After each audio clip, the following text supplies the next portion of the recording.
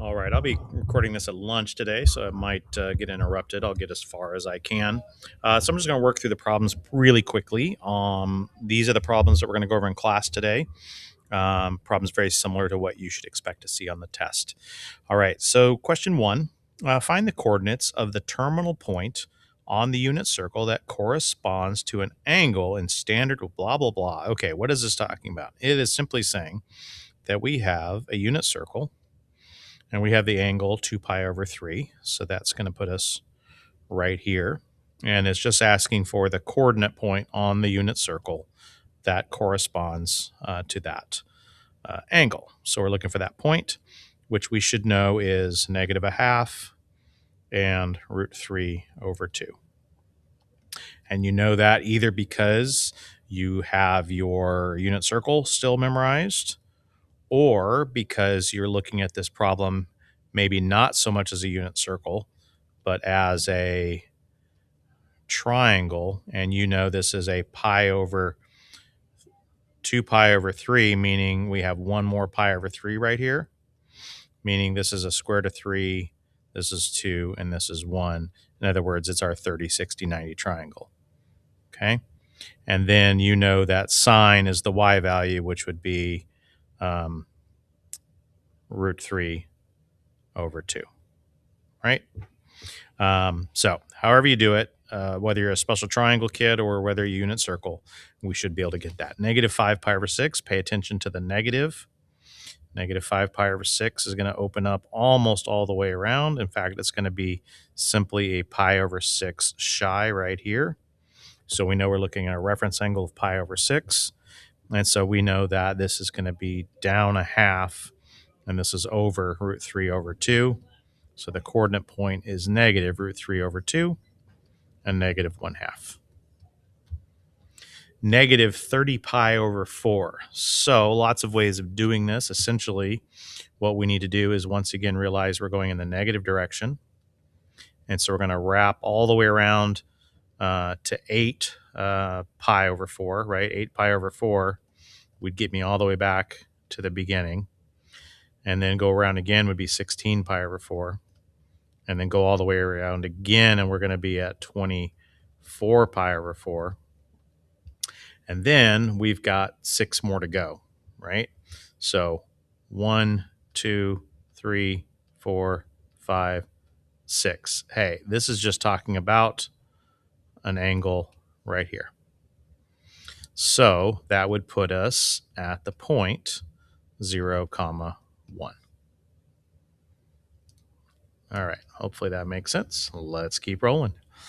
Question 2. Find the 6 trig functions of the central angle formed where the terminal side passes through a point at 3, negative 7. So 3, negative 7 would be down here someplace. And so we've got an angle that terminates on the line that contains 3, negative 7. So in other words, we're either looking at this angle right here, or I suppose you could look at this angle right here. Either of those thetas, the sine, cosine, tangent, all that stuff will be the same because they're coterminal. So what do we know about this point? We know that the x-coordinate is 3 and the y-coordinate is negative 7.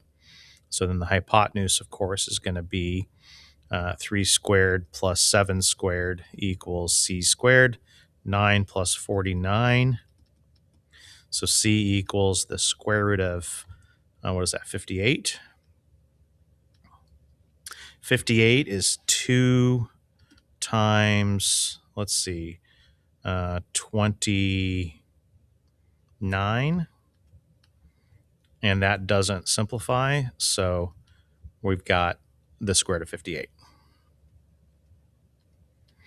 So then the sine of theta, make sure to rationalize, is going to be negative 7 over, so let's rationalize as we go. The cosine would be 3 over, let's rationalize as we go. Tangent is simply negative 7 thirds. And then we'll just do the reciprocals of all of these. The cotangent would obviously be negative 3 over 7. And secant, and again, I'm going to go back to the original triangle for this because I've rationalized this. So secant goes with cosine. So this is going to be root 58 over 3. And cosecant is going to be negative root 58 over 7. Let's move on. Number 3. Evaluate each of these exactly. If the answer is an angle that you're looking for, give the answer in radians. So I hope very much that we see the arctangent of negative root 3, and we realize it's asking a different question. And that question is, it's simply asking the tangent of some angle is negative root 3. Give it to me, right? Find that angle.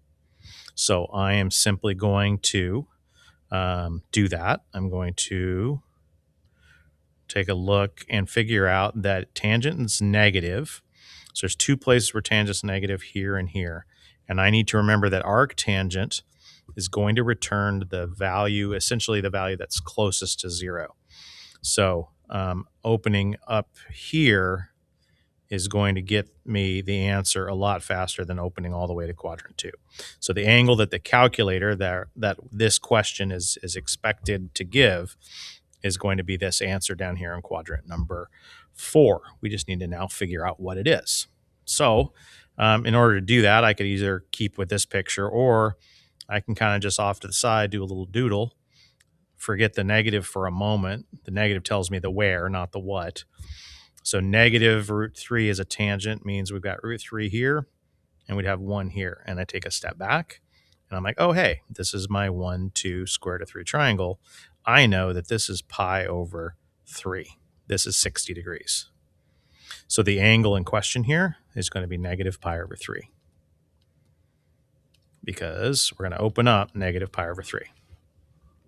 All right. So the next question's really just asking the following. It's saying, hey, find some angle whose sine is negative 1/2. That's what arc sine or inverse sine of negative 1/2 means. So once again, I'm going to think about where sine is negative. Sine is positive, positive, negative, negative. So my angle in question is going to be either in quadrant 3 or 4. But clearly it'll be easier to get to the 1 in quadrant 4 by going in the negative direction. Now, what triangle is it? Mark my theta.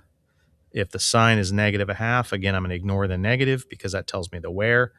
So this is 1, this is 2. I take a step back and like, oh crap, this is the same triangle we just had. This is 1, 2, root 3.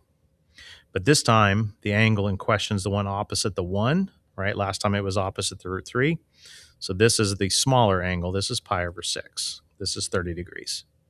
So we're looking at an angle here in quadrant number 4 that we're going to get to the quickest way.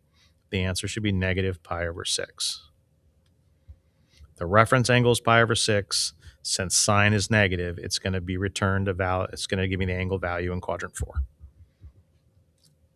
Let's go on. All right.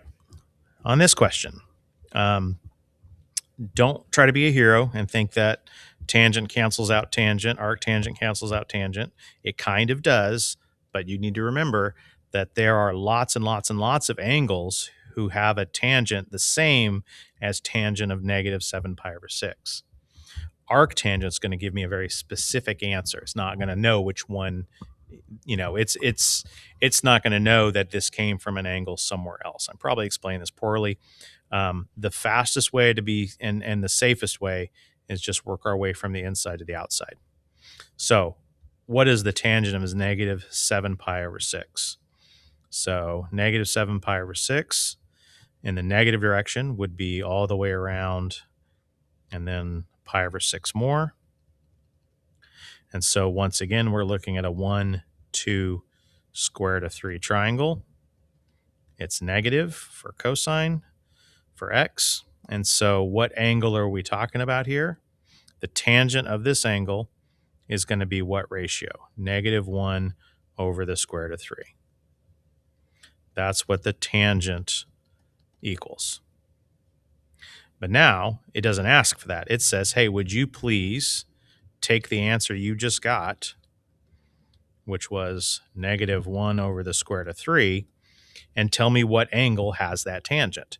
So the question then becomes, is the answer just -7 pi over 6? And the answer to that question is no. That is an answer, but that's not the answer that this will return. This is going to return the angle that has this tangent, but the one that's closest to 0. And so where is tangent negative? Both over here and over here. So this angle right here also has the same tangent as the one at -7 pi over 6. But this one's closer. So what's the answer? It's a pi over 6 reference angle down here in quadrant number 2. I'm sorry, quadrant 4. And so the answer is simply going to be negative pi over 6. Okay. So tangent, arctangent, and tangent cancel each other out, but only kind of. All right. Hopefully that makes sense. We've certainly talked about it before. Let's move on. All right. Inside first. Arc sine. So this is looking for an angle. So there is some angle out there whose sine is 5/8. So 5 and 8. And since it's arc sine and it's negative, we know that sine is negative right here. So really this triangle they're talking about, it would be down here located in quadrant number 4, where now we know that, of course, I don't know why it's not erasing. Thank you. This is -5. This is 8. And we would find the other side by doing Pythagorean theorem. So we have what? 64 minus 25, which is going to be 39. So this is going to be the square root of 39, which does not simplify. And now what is it asking for? It's asking for, hey, this says, hey, what's the angle? And I don't know the answer, but there it is. And now I just want the tangent of that angle. And so the tangent would be -5 root 39 over 39. All right, let's move on. All right, next question. Very similar to some of the previous questions because, like, let's use B as an example. The sine of what angle is -1/2 is kind of just asking what's the arc sine of -1/2.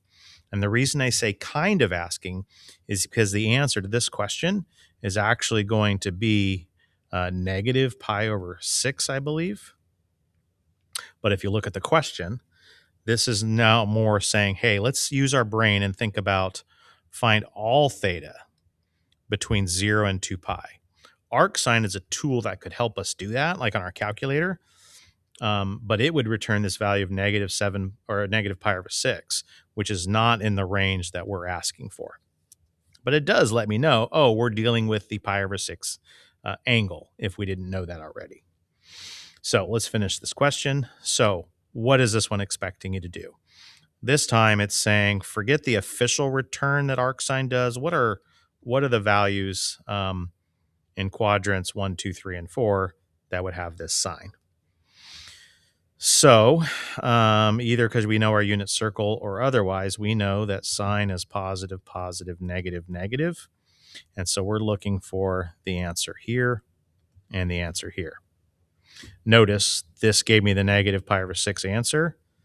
That's great, but we don't want that answer. We're going to want the answer that we get by going 0 to 2 pi because that's what was specifically asked. So the answer is going to be, looks like 7 pi over 6. Oh, not for that one, excuse me. The answer is going to be either 7 pi over 6. That opens us up to here. Or 11 pi over 6. That opens up to here. All right. The cosecant of theta equals 2. Well, what I'm really then thinking about is if the cosecant of theta equals 2, then that means the sine of theta would have to equal 1/2 because it's reciprocal. And I think I'll answer it that way. In fact, I kind of just did answer it, except this time it's positive. So this is just talking about where is sine going to be a half, and that's going to be at pi over 6 and 5 pi over 6. And when is tangent -1? So I know that tangent is negative when the signs are opposites, so that's going to put me here and here. Tangent being 1, that's pretty useful information. That tells me that the opposite to the adjacent side has to be the same number. And that means this is a 1 square root of 2. This is pi over 4.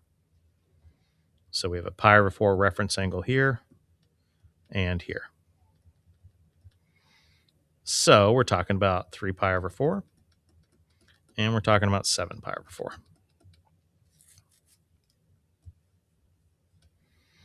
All right.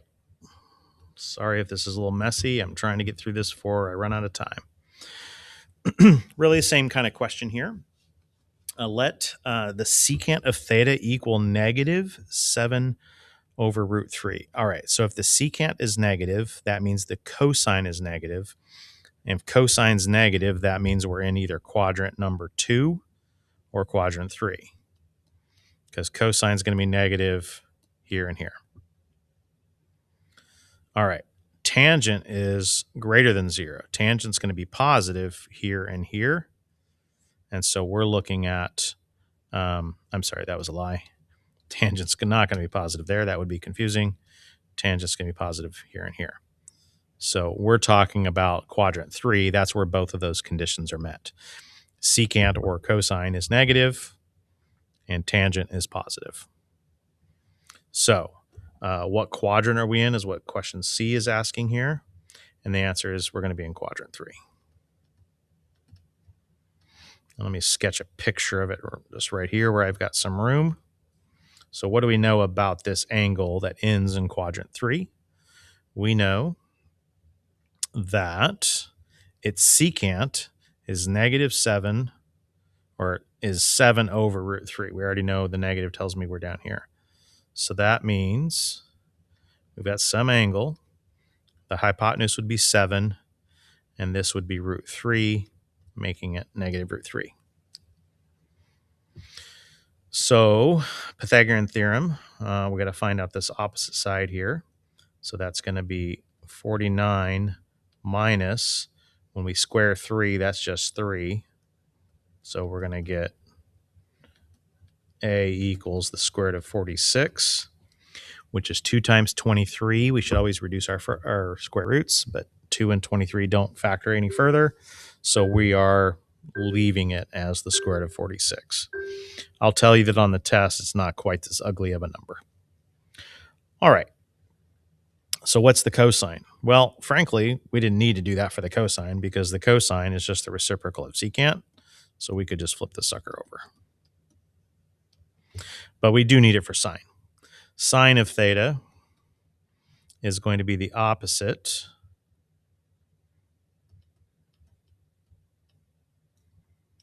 hold on.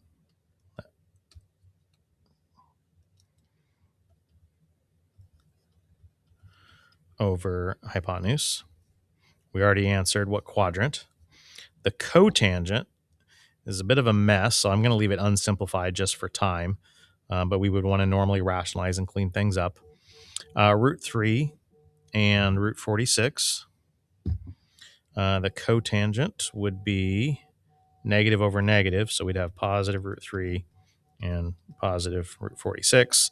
Like I said, we would need to rationalize this and go from there, but for now, we'll just leave it. Tangent would just be the reverse of that. So it'd be root 46 over root 3, and then clean up. And then this question, the cosine of pi over 2 minus theta. Well, pi over 2 minus theta is just code for 90 minus theta. That means we're talking about the complement of theta. And if this is angle theta here, then its complement is simply this angle over here. So what's the cosine of this angle? it would be the adjacent over the hypotenuse. So this would be negative root 46 over 7, which, if you'll notice, is exactly the same answer we got for the sine of theta, which should make perfect sense. If you are looking at this angle over here, we're looking at this angle, and I ask you for its cosine, that's the adjacent over the hypotenuse. Well, that's just the same relationship of sine of the original theta that was asked. So them asking you this is really just asking you that again. All right, moving on. I think we're into graphing now. And I'm only going to give you about another 10 minutes here at most. So real quick, I know this is got no period change. So my period is still the original 2 pi. We know that it has an amplitude. It's twice as tall. We know it has a shift horizontally. And it's going to move to the right. 3 pi over 2. It's not shifting up or down. So then we would just say, what's our kind of recommended scale? And it's always going to be a fourth of the period. So in this case, it's going to be pi over 2. All right, so very quickly, in fact, I'm going to just skip graph paper. I'm going to give myself a nice bit of room, mark every pi over 2.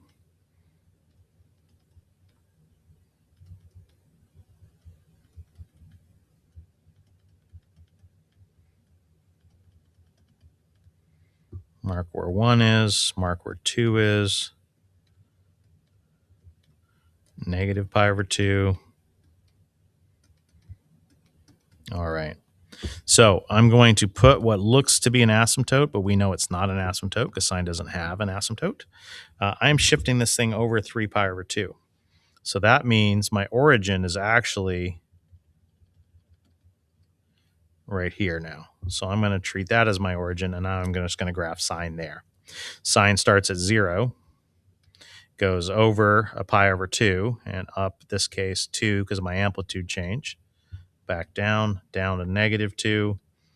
I ran out of room, so I'm going to go the other direction.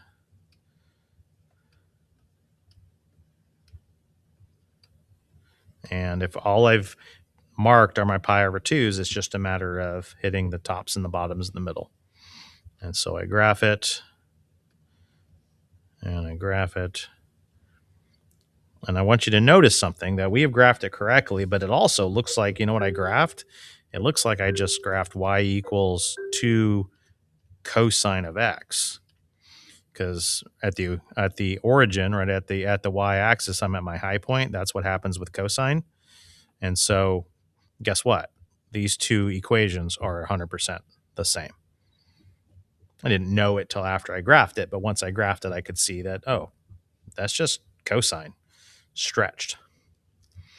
And that makes sense because cosine and sine are almost exactly the same.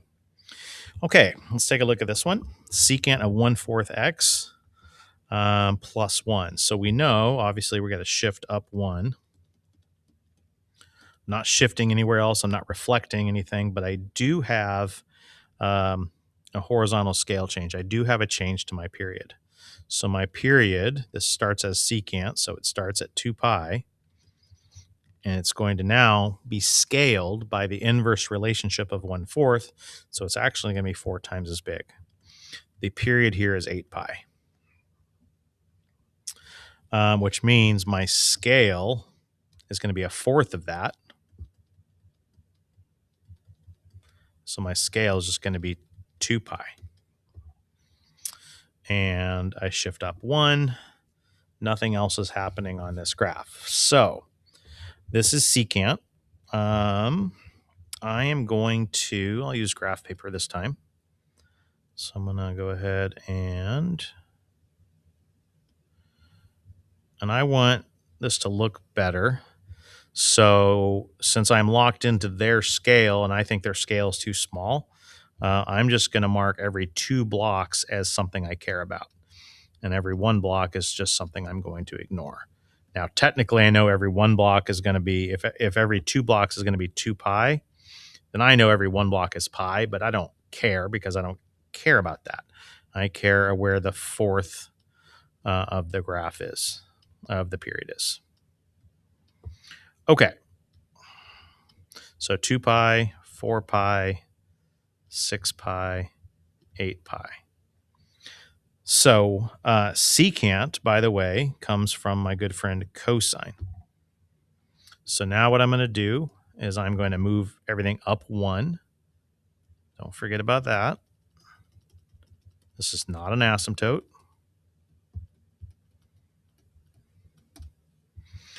Okay, so I've shifted everything up 1. I've done no other shifts now that I've got my period figured out. Now I just need to graph regular old cosine, but starting right here. So cosine is always 1 up from the origin, so I'm going to start at 2.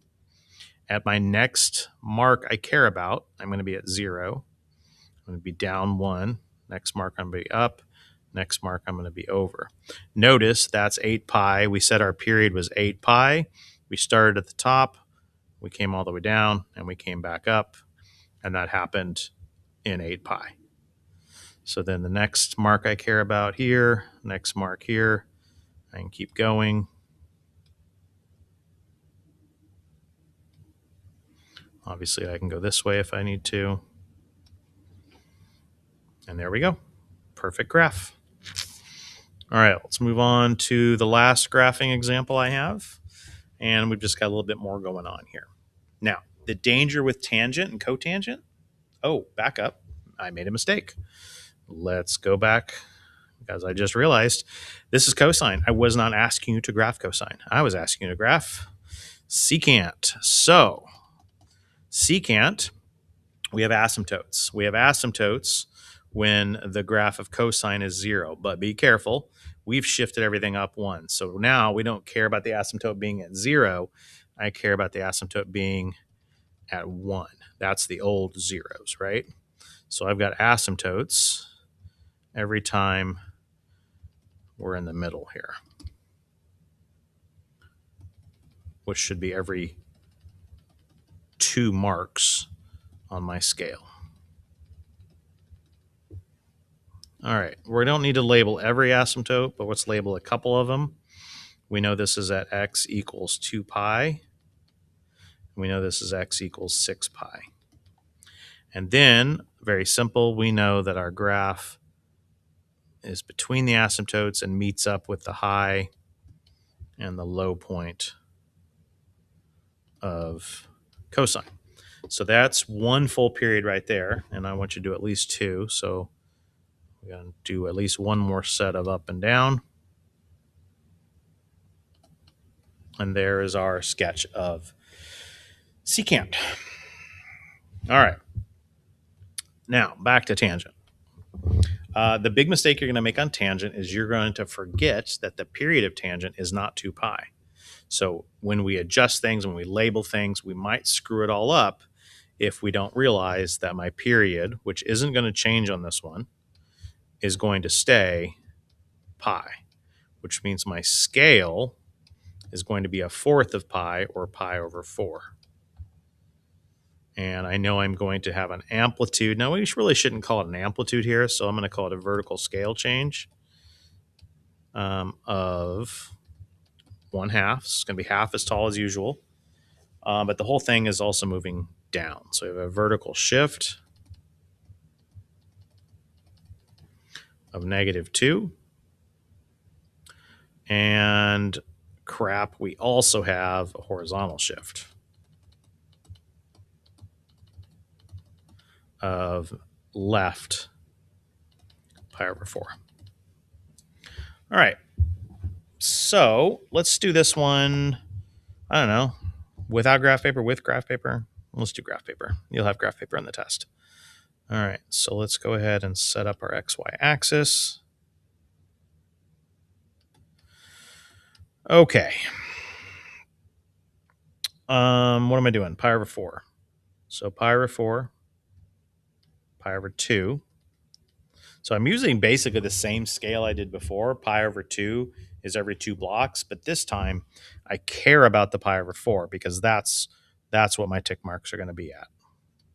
So I'm going ahead and marking every one of them, where before I only marked every other one. And I hope the reason why is obvious. Okay, if you need to do this in several steps, I'll go ahead and mark each box as 1. All right, this whole thing of tangent is shifting down 2.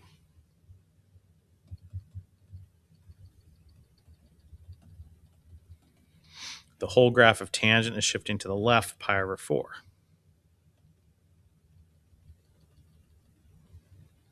Now, this is not an asymptote. This is just my origin. I'm trying to make sure we're paying attention to this.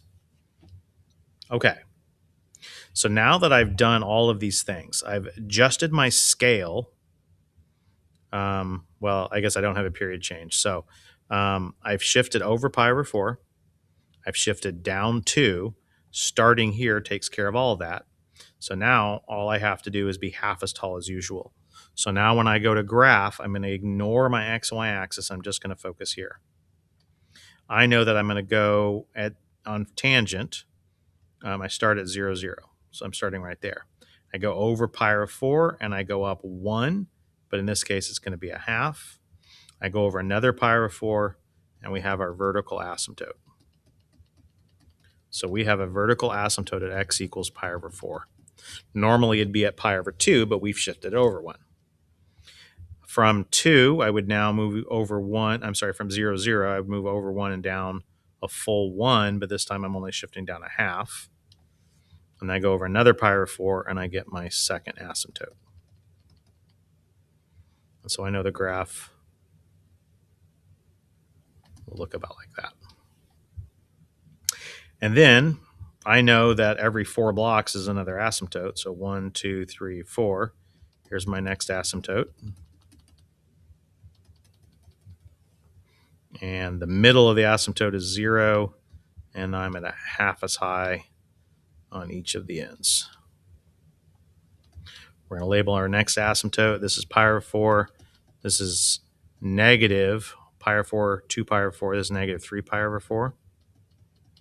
This is x equals 1, 2, 3, 4, 5 pi over 4. And there's 2 full periods right there. Graphing cotangent, asymptotes are in a different spot to start. They're at 0 and pi, and the wave goes the other direction. So don't forget about that. All right, I only have 2 more problems in here. I'm going to sketch the picture and then probably leave you alone.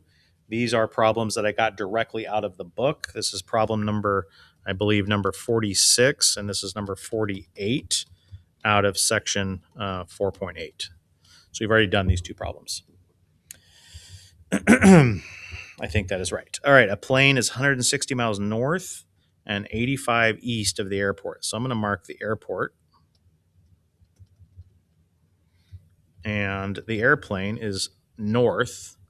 So I'm going to go 85 north, but it's also, or 160 north, but it's also 85 to the east. The pilot wants to fly directly back to the airport. What bearing should be taken and how far is the airport? So here is the airplane. And so when we talk bearing, we need an XY axis. So from this location, which I clearly just sort of sketched, just getting a visual, nothing accurate here. What would bearing be? So I'm not asking for the answer, but where are we going to find the bearing? We usually measure bearing from north or south, and it looks like the quickest answer to this is going to be this angle right there. So my answer I already know is going to be from south, some number west. And then my job is to figure out what this angle is. Well, I don't know that angle. I could do one of 2 things. I could just subtract, from 90 and get this other angle. So if you want, we can now just call like this angle alpha or something. And then all I need to do is answer the question. The tangent of alpha equals 160 over 85. And now the question is, what is alpha? And what helps us answer that question? That would be the arctangent. So alpha is going to be whatever the inverse tangent of 160 over 85 is. So we grab our calculator, arctangent of that spits out an answer. I'm almost out of time. So whatever this answer is, notice that is not going to be my answer that goes there, because that would be the answer here. So I would have to do 90 minus whatever I got there, because that's what theta would be. Okay, you've already done that problem. I've already probably got that in my answer key for section 4.8. So go ahead and take a look if that confuses you. And then the final question here, a passenger in an airplane flying, spelled incorrectly, we're 10 kilometers up.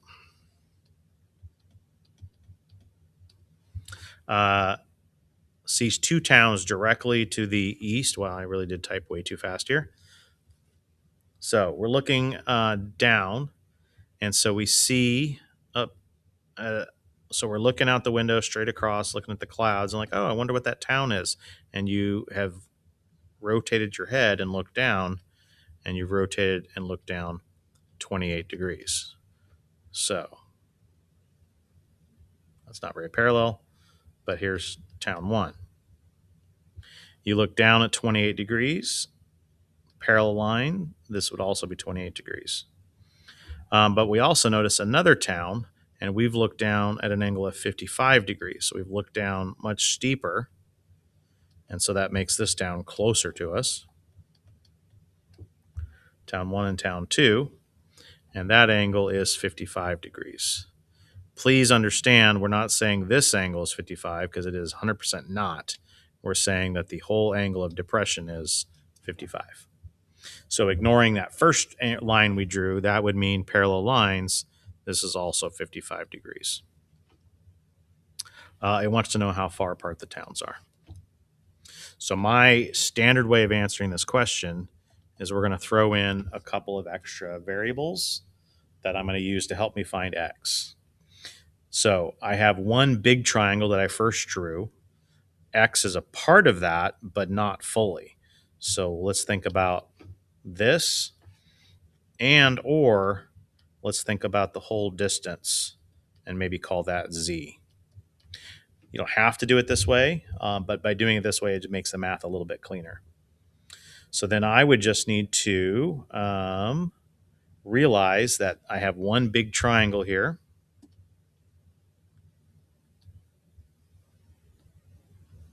And that big triangle, I know that we're looking at a relationship of the sine of 28 degrees is equal to 10 over, I don't know, but it would be the z value I've labeled.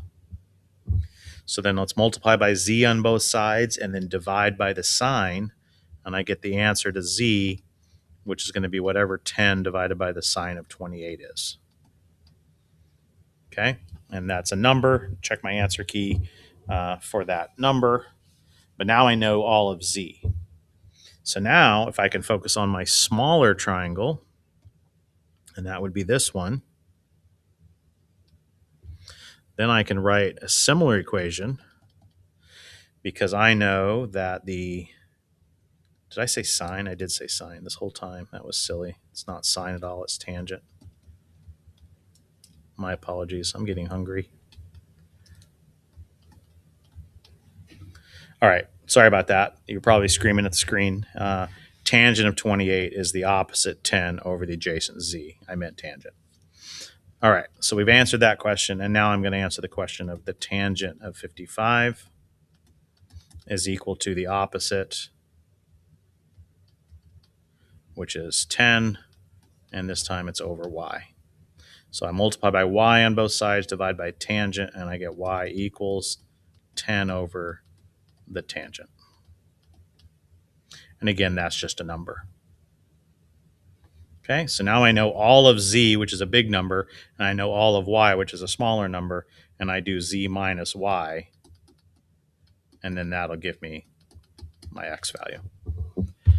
Okay, I think that's about it for me. If you've even made it this far, and good luck on your test.